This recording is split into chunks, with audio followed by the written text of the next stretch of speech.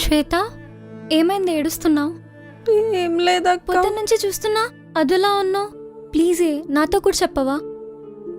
Please చెప్పవే. అక్క, నీకు చెప్పకూడదు అనుకున్నాను, కానీ నా వల్ల కావట్లేదక్క. ఏమైంది? అసలు ఏమైంది? బావా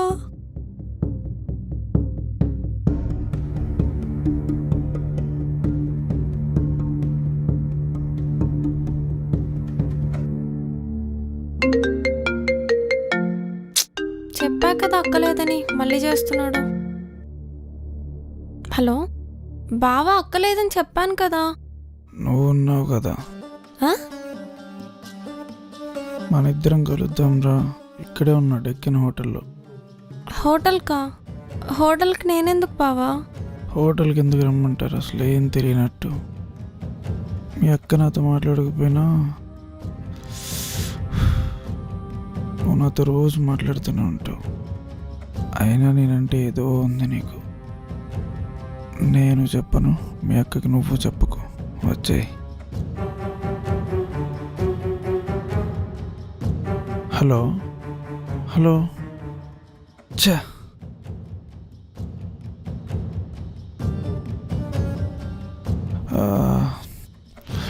ఎవరూ దొరకట్లేదే. నువ్వు ఫోన్ ఎత్తకపోయినా నేను మాట్లాడేది నిన్నెక్కడ తప్పుగా అనుకుంటాడోనని, కానీ నా గురించి ఇలా ఆలోచిస్తాడు అనుకోలేదక్క.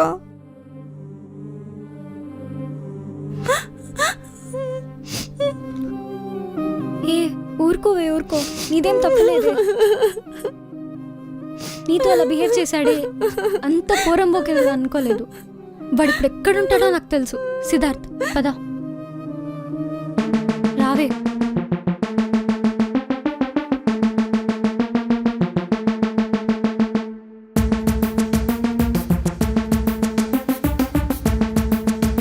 సిద్ధార్థ్, బైక్లో వద్దు. దా, మా ఫ్రెండ్ కార్ ఉంది, అందులో వెళ్దాం.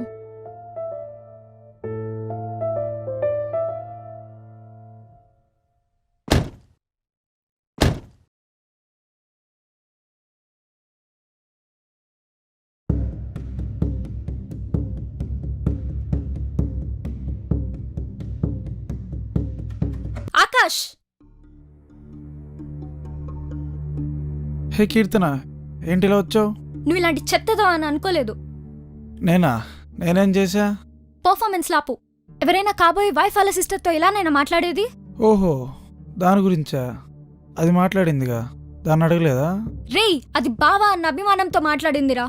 నువ్వు దాన్ని కూడా ఇలా తీసుకుంటున్నావా? నిన్నేం చేసినా పాపం లేదురా. థూ. ఏంటి ఎక్కువ మాట్లాడుతున్నావు? తగ్గు. నీలాంటోడికి మాటలతో కాదురా.